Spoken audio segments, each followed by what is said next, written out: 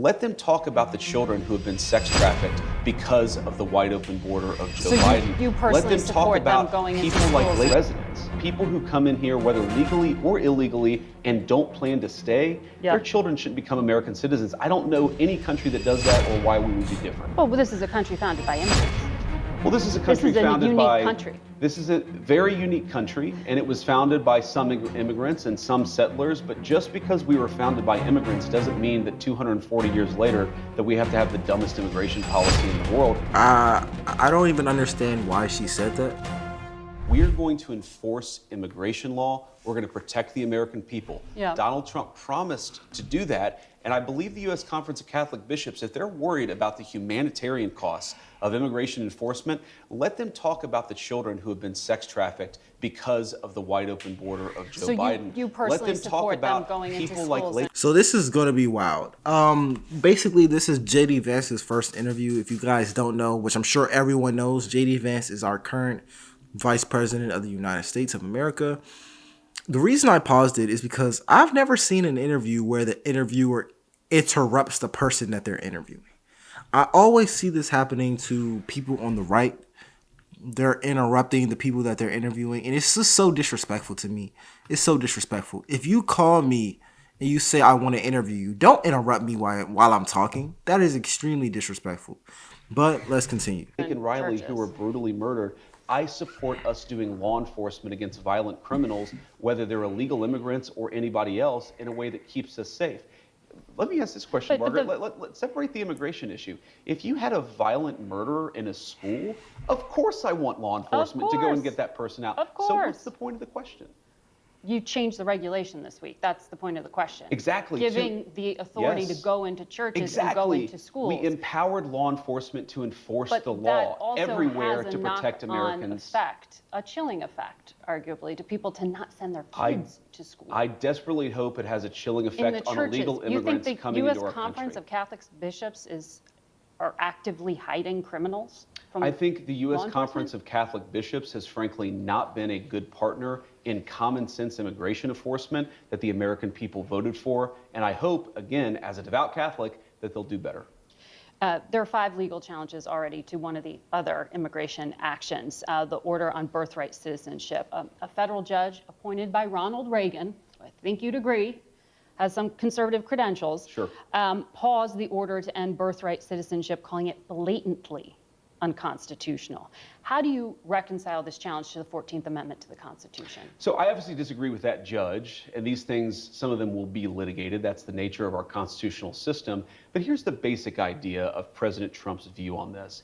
If you are a lawful permanent resident or a legal immigrant who plans to stay, your children, of course, should become American citizens. But let's say you're the child of an ambassador. You don't become... But that's not part of it. Well, that is already a carve-out an having to deal important with kids of principle. diplomats. But we're saying that carve-out should apply to anybody who doesn't plan to stay here. If you come here on vacation and you have a baby in an American hospital, that baby doesn't become an American citizen. If you're an illegal alien and you come here temporarily, hopefully, your child does not become an American citizen by virtue of just having been born on American soil. It's a very basic principle in American immigration law that if you want to become an American citizen and you've done it the right way, and the American people in their collective wisdom have welcomed you into our national community, then you become a citizen.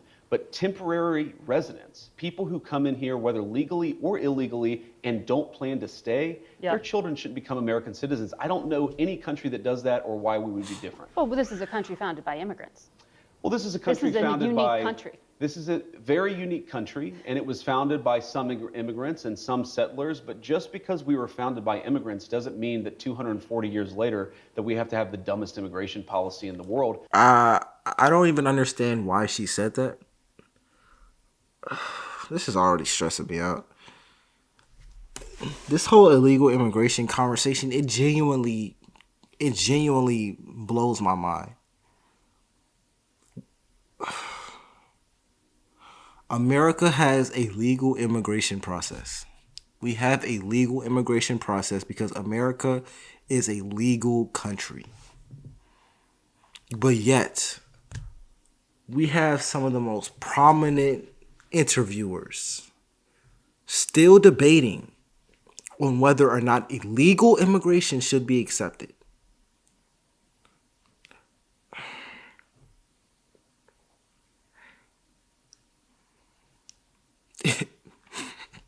The term illegal is the word illegal is in the definition. It's illegal immigration. Y'all could at least change the definition of it, change what it's called before you're saying should it be accepted. It's literally called illegal immigration. Should illegal home ownership be accepted? No.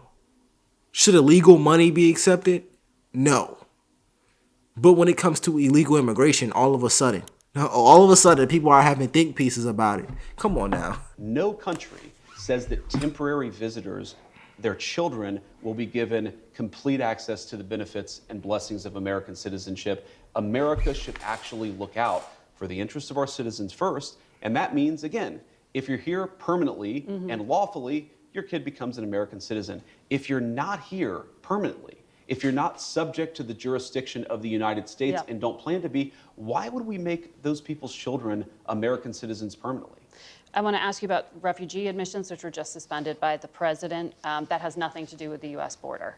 Refugee screening takes 18 to 24 months to go through. They are heavily vetted.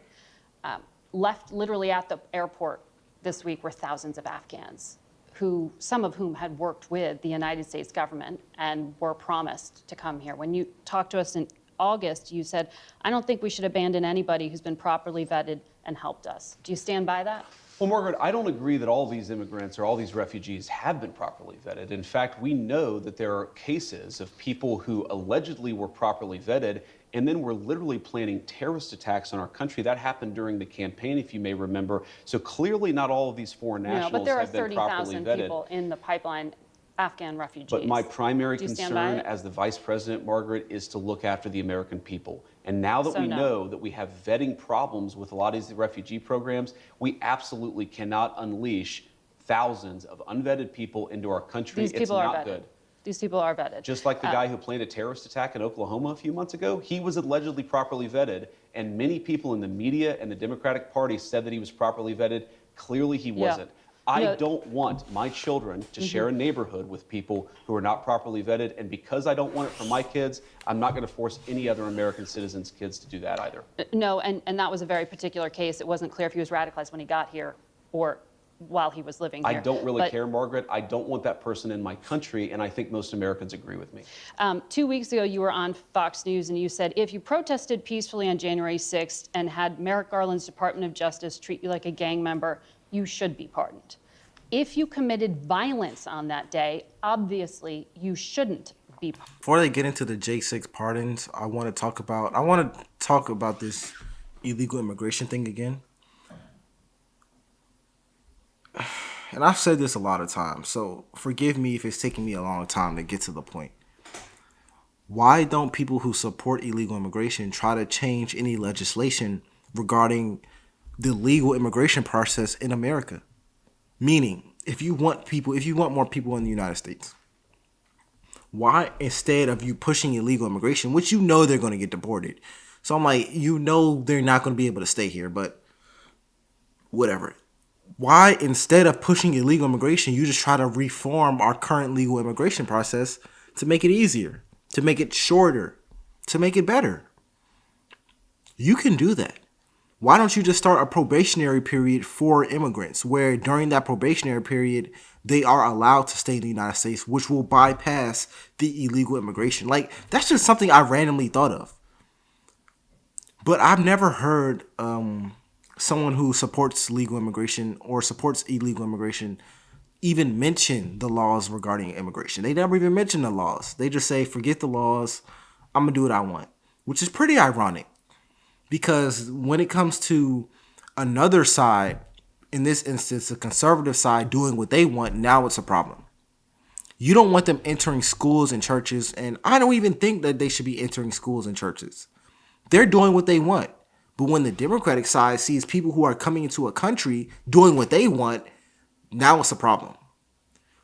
It's like you pick and choose what is considered moral and immoral, and you pick and choose what is considered integrity and what is not considered integrity. And I'm tired of the hypocrisy. It's too much hypocrisy. It's way too much for me. Pardoned.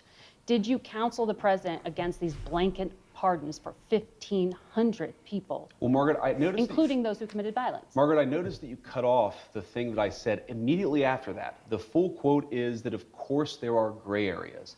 And here's the nature of the gray area. Merrick Garland's Department of Justice denied constitutional protections in the prosecutions. There were double standards in how sentences were applied to the J6 protesters versus other groups. What the president said consistently on the campaign is that he was going to look at a case-by-case basis. This is blanket. And that's exactly what we did. We looked at 1,600 cases, and the thing that came out of it, Margaret, is that there was a massive denial of due process of liberty, and a lot of people were denied their constitutional rights. The president believes that.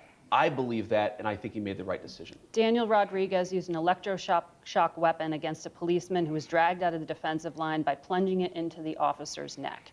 He was imprisoned, sentenced to 12 years, 7 months. He got a pardon. Ronald Maccabee hit a cop while wearing reinforced brass knuckle gloves, and he held one down on the ground as other rioters assailed the officer for over 20 seconds, causing a concussion.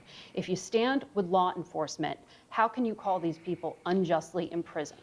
Margaret, you're separating, there's an important issue here. There's what the people actually did on January the 6th, and we're not saying that everybody did everything perfectly. And then what did Merrick Garland's Department of Justice do in unjustly prosecuting well over 1,000 Americans in a way that was politically motivated? Is violence like that against a police officer ever justified? Violence against a police officer is not justified, but that doesn't mean that you should have Merrick Garland's weaponized Department of Justice expose you to incredibly unfair process, to denial of constitutional rights, and frankly, to a double standard that was not applied to many people, including, of course, the Black Lives Matter rioters who killed over 24 people and never had the weight of a weaponized Department of Justice come against them. The pardon power is not just for people who are angels or people who are perfect. And of course, we love our law enforcement and want people to be peaceful with everybody, but especially with our good cops. That's a separate issue from what Merrick Garland's Department of Justice did. We rectified a wrong, and I stand by it. I'm being told we're out of time, but I want to quickly ask you, the richest... One thing you can't deny is that JD Vance is extremely intelligent. He's extremely intelligent. He knows how to answer a question. He's definitely a politician. I'll say that. And I would say it's unfair to cut off his quote, because if he has a full quote, why are you intentionally not showing the full quote? That's not right. Another thing is, when it comes to the J6 pardons, I'm not going to give my opinion on it because honestly, I don't know a lot about the pardons. I would only be going off of what I've heard them happen, but I definitely have been hearing they weren't given a fair due process.